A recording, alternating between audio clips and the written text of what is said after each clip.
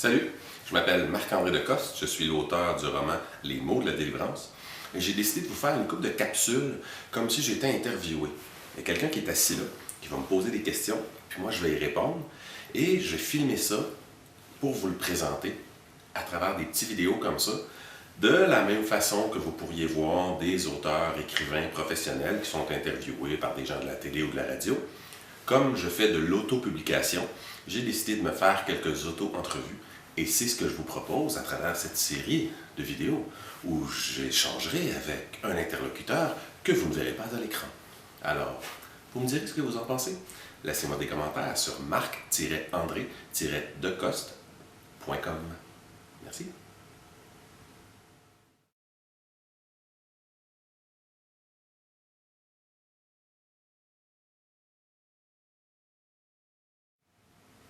Pourquoi écrire? Comme le dit le personnage de Daniel dans Les mots de la délivrance, je pense qu'on écrit pour partager notre opinion. Que ce soit de façon directe, comme dans un essai, ou même dans le journalisme, qui a supposément le mandat d'objectivité, on doit tout de même choisir un sujet. On exprime donc son opinion sur son importance. Ou, encore de façon indirecte, comme la fiction, où le but premier, là, c'est bien plus souvent de divertir, on exprime quand même plein d'opinions à travers le choix qu'on fait pour les thèmes, les lieux, les personnalités et en fait, les opinions des personnages. Aussi, il y a tellement de choses qu'on peut apprendre au travers de nos multiples lectures que ma fibre de père de famille, là, entrelacée avec ma vocation de professeur qui ne s'est jamais vraiment concrétisée, j'ai pas pu résister à la tentation d'éduquer mon lecteur. Donc, je répondrai en 3 mots à la question « Pourquoi écrire ?», opinion, éducation et divertissement. Alors, amusez-vous bien.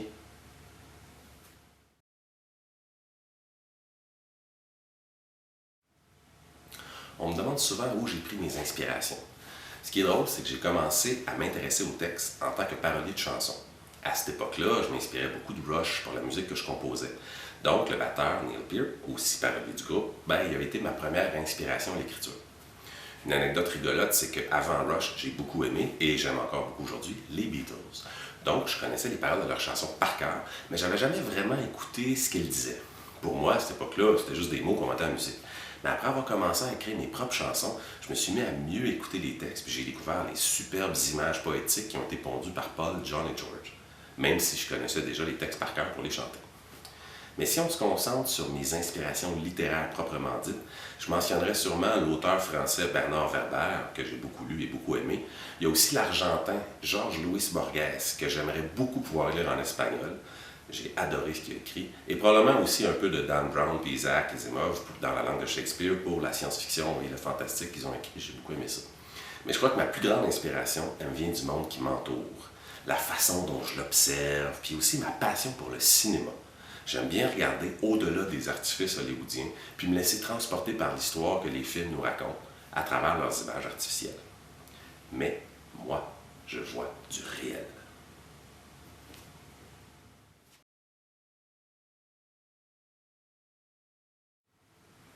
Pourquoi j'ai choisi cette histoire-là pour mon premier roman, Les mots de la délivrance? C'est une question que je me suis longtemps posée moi-même.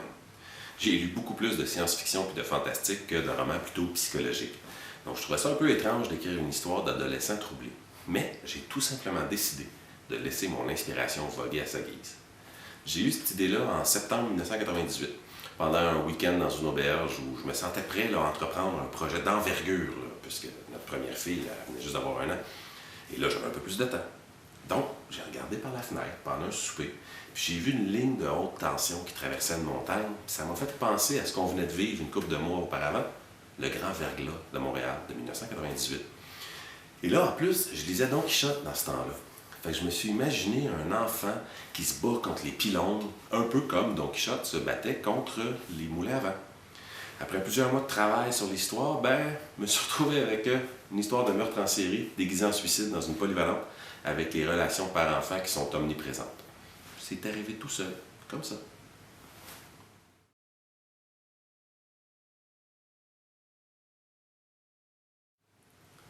Pourquoi une histoire d'adolescent dans une école secondaire? Moi je dirais que l'adolescence est une période très intéressante. Difficile, oui, mais je pense que les difficultés forgent le caractère. Aussi, comme j'étais papa depuis moins d'1 an quand j'ai commencé à écrire le roman, et qu'en plus je suis devenu papa une autre fois pendant l'écriture, parce que ça a pris plusieurs années pour écrire le roman, l'évolution de l'être humain, à partir de sa naissance jusqu'à l'âge adulte, là, c'est devenu bien important pour moi. Donc, en tant que parent, je pense que la plupart d'entre nous anticipent l'adolescence comme une période un peu difficile, autant pour l'enfant que pour le parent lui-même. En fait, ce qui est intéressant de l'adolescence, c'est que souvent ça arrive à un moment où le parent est en train de vivre sa crise de quarantaine. Lui-même est en questionnement sur sa personnalité, donc il peut difficilement aider son enfant qui est dans sa propre quête d'identité. Et pourquoi dans une école secondaire? Même si ma propre adolescence n'a pas été des plus faciles, je garde quand même des bons souvenirs de mon passage à l'école secondaire. Je pense que ça peut être très sain pour les adultes de se remémorer cette époque-là. Donc, je pense que le roman, Les mots de la délivrance, s'adresse tout autant aux ados qui peuvent le vivre au présent, que les adultes qui pourraient bénéficier d'un petit voyage dans le temps, puis retourner dans leur propre adolescence. Essayez-le, vous verrez bien.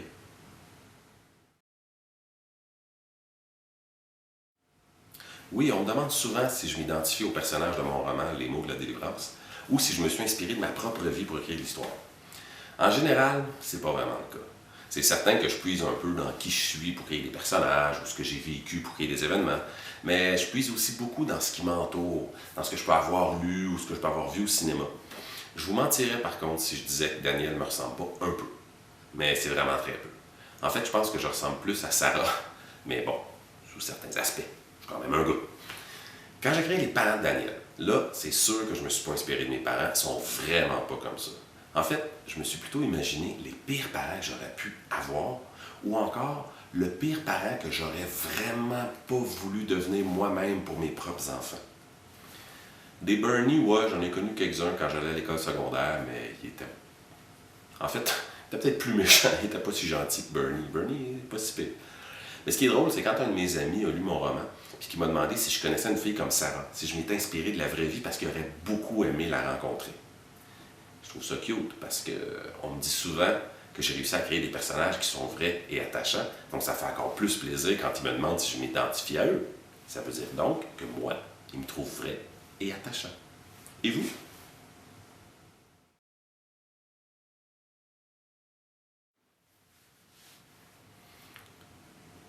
Pourquoi le thème du suicide au milieu de mon roman Les mots de la délivrance? C'est une bonne question. Si je suis suicidaire moi-même? Non, vraiment pas. Demandez à qui que ce soit qui me connaît bien. Je suis convaincu qu'ils vont vous dire que je suis un des gars les plus zen et positifs qu'ils connaissent. Ok, peut-être pas si zen que ça, là, mais très positif. Malheureusement, à l'adolescence, le suicide est très commun. C'est la deuxième cause de décès chez l'adolescent après les accidents d'auto. C'est bien sérieux. Je trouve ça très important d'en parler parce que j'ai deux de mes amis qui se sont suicidés quand j'étais adolescent. Puis peut-être même d'autres, parce qu'il y en a quelques-uns qui sont morts dans des accidents d'auto qu'on peut difficilement dire si c'était voulu ou pas. Aussi, je trouvais ça intéressant l'idée de camoufler des meurtres en série en suicide. Surtout avec un personnage principal qui, lui, a des tendances suicidaires. Mais je trouve que la vie nous offre tellement de possibilités là, que le suicide ne devrait pas en être une. On peut faire des fugues, partir sur le pouce aux États-Unis ou en Europe avec un sac à dos, mais se suicider, c'est tellement pas une bonne façon de s'évader. On ne s'évade pas comme en voyage dont on ne reviendrait pas, là. On abandonne tout, sans aucune chance de revenir en arrière. C'est pas cool.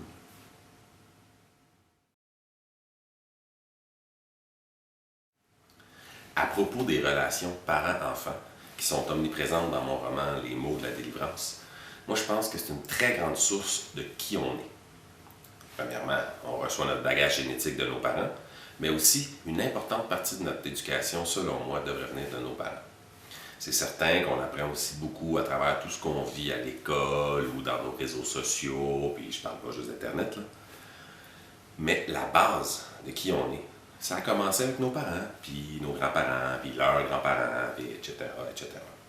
Donc, la façon dont on gère nos relations là, entre parents et enfants, là, c'est crucial, que l'on soit un parent ou un enfant. C'est donc pour ça qu'une bonne partie de mon premier roman traite de ça.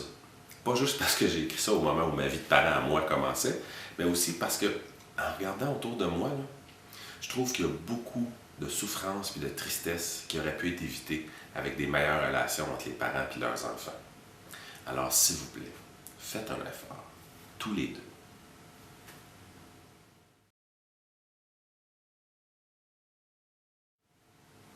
Alors, pour cette dernière capsule, j'ai décidé de m'adresser directement à vous plutôt qu'à mon interlocuteur pour les autres, parce que je vais vous parler du processus d'autopublication.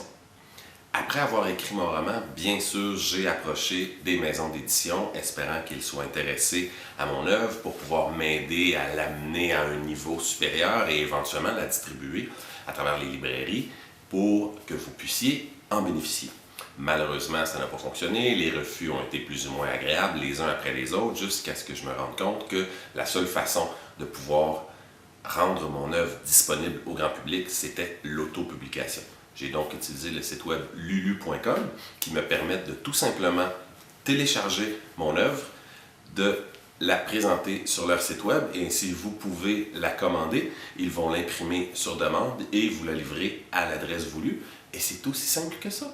C'est vraiment impressionnant de voir que des inconnus comme moi ont l'occasion de présenter leur œuvre à des gens comme vous à travers des sites comme lulu.com. Donc vous pouvez chercher le roman Les mots de la délivrance de Marc-André Decoste sur lulu.com ou pour plus de détails sur mon site web marc-andré-decoste.com.